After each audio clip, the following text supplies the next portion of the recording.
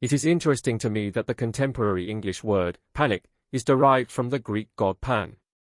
This god, I think, is a fallen being, a fallen god who roams the heavenly air. Another intriguing English word is psychopomp. Our common conception, in our minds, of the words psycho and pomp will likely cause bewilderment when combined. In practice it simply means spirits who guide humans into the afterlife. The god Pan is also described as a lecherous god. An archaic word which is interesting. Now this morning in my inner mind I saw a picture of this Pan. His upper torso, that of a man, and his lower parts, that of a goat. He squatted down on his goat legs nearby. So, I wondered why this being is intersecting me. And in that moment, as he sat so before me, I thought, somehow, of Europe, their ideologies, their masculinity. Does this Pan want to tempt me with something? What is his temptation anyway? Pan, in mythology, is associated with fauna. I wonder if the Europeans have been tricked by Pan.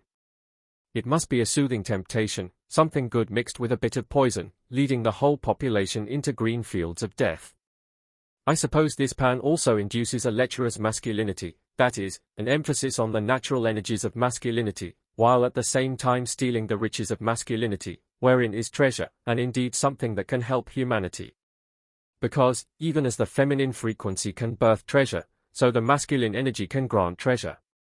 And when a society removes the treasure inherent in masculinity, then the feminine must birth without seed, and will birth large and hollow things, a cystic creature, or cystic system.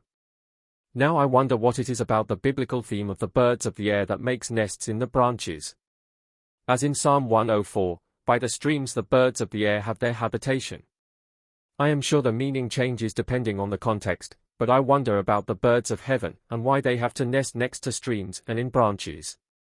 It may be, I wonder, if the thoughts of the brain of the human are these streams and branches, and our marvelous cosmic power of consciousness impress into the layers of the heavenly dimensions, instantly, with every thought, creating substance and sustenance, creating vectors, doors, and caves, and prisons.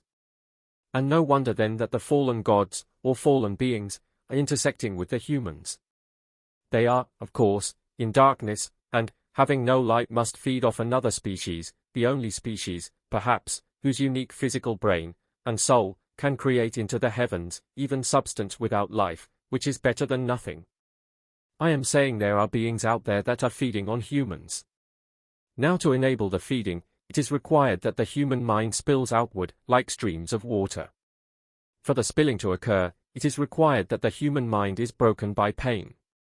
Because the wounded mind thinks differently than an unbroken mind. The wounded mind, by some inherent strategy to defend, keeps thinking on outside things, things that are threat, and in so doing, have a continual internal dialogue with things and threats, or ideas of threat, and other murmurations, inside the mind. But the key is that the internal dialogue of an imaginary thing, that we invoke, is considered actual. And all this spills outward into streams, or branches, and the fowl of the heavens make nests in them.